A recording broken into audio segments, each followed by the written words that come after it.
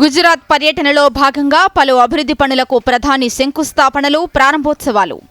పాకిస్తాన్కు భారత్తో శత్రుత్వమే ఆక్సిజన్ అన్న నరేంద్ర మోదీ. భారత్ లక్ష్యం పేదరికాన్ని నిర్మూలించడం, ఆర్థిక వ్యవస్థను బలోపేతం చేయటమేనని వెల్లడి. ఢిల్లీలో తెలంగాణ కాంగ్రెస్ బీసీ నేతల సభ.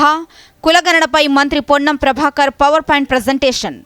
దేశానికి ఆదర్శంగా తెలంగాణలో కులగణన జరిగిందని మంత్రి వెల్లడి. నేడు కాళేశ్వరం సరస్వతి పుష్కరాలకు చివరి రోజు. త్రివేణి సంగమంలో భారీగా పుణ్యస్నానాలు ఆచరిస్తున్న భక్తులు. పుష్కరాల ముగింపు సందర్భంగా ప్రత్యేక కార్యక్రమాలు, డ్రోన్ షో. గద్వాలకు ఉప ఎన్నిక తథ్యమన్న కేటీఆర్. సామాన్యుడిని ఎన్నికల్లో నిలబెట్టి గెలిపిస్తామని ధీమా. దేశంలో పెరుగుతున్న కరోనా కేసులు, కొత్త వేరియంట్ల పట్ల భయాందోళనలు అవసరం లేదన్న ఐసీఎంఆర్. ప్రజలంతా అప్రమత్తంగా ఉండాలని సూచన.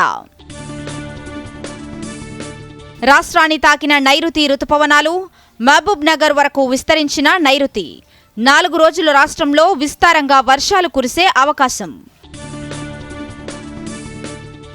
హైదరాబాద్లో భారీ వర్షం, లోతట్టు ప్రాంతాలు జలమయం. ట్రాఫిక్ జామ్తో వాహనదారులకు ఇక్కట్లు.